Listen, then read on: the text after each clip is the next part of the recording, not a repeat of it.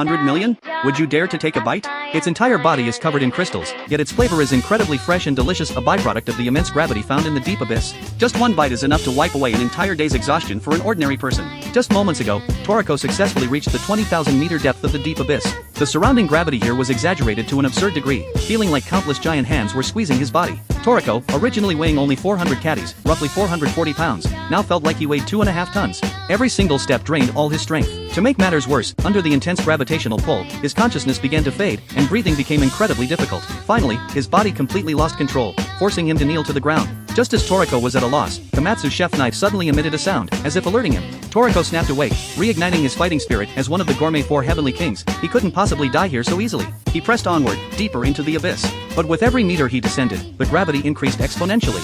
At this rate, let alone reaching the bottom, one more step might crush him into a pulp. Suddenly, a rolling stone caught Toriko's eye. He instantly got an idea. He curled his body into a ball, rolling downward like a tumbleweed. Though it looked undignified, this maneuver prevented gravity from causing blood to pool in his legs. He thought this method would allow him to reach the bottom smoothly. But where there are no accidents expected, accidents will surely occur. His body quickly lost balance, and Komatsu's chef knife fell from his bag. Toriko reached out to grab it, and in doing so, he accidentally stumbled into the lair of the ruby crabs. Seeing these moving proteins before him, Toriko's eyes lit up. The melt-in-your-mouth texture combined with the sweet flavor made him unable to stop eating.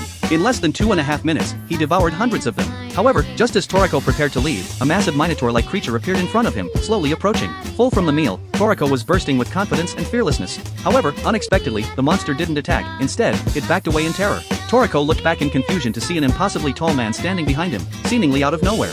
Although the man's voice was extremely weak, the giant beast reacted as if receiving a command. The once ferocious creature instantly turned into a docile little cutie and scampered away. This impressive man was none other than the legendary knife master, Melk. But Melk's voice was so faint that Toriko couldn't hear a single word clearly. Meanwhile, Komatsu woke up from a nap and found Melk too taking a bath. Komatsu wanted to make her a late-night snack, but as he brought the food to her, a very awkward scene unfolded. Melk too, the second-generation knife master, turned out to be a beautiful woman with a stunning figure. Komatsu was instantly petrified. But Melk too wasn't angry about the situation. Instead, she began sharing her life story with Komatsu. It turned out that she was Melk's adopted daughter, found in the mountains. Although she carried the name Melk too, her master had never taught her any skills. She had mastered all her knife techniques through self-study. Afterwards, Melk too apologized to Komatsu, expecting him to be upset about her deception. However, Komatsu revealed his true feelings, stating he believed Melk too was the real knife master. This deeply touched Melk too and gave her immense comfort. At the same time, Toriko had found Melk, but the weak voice meant he still couldn't understand what the man was saying. Just as Toriko was confused, the minotaur that had run away suddenly returned, holding a small stone in its hand.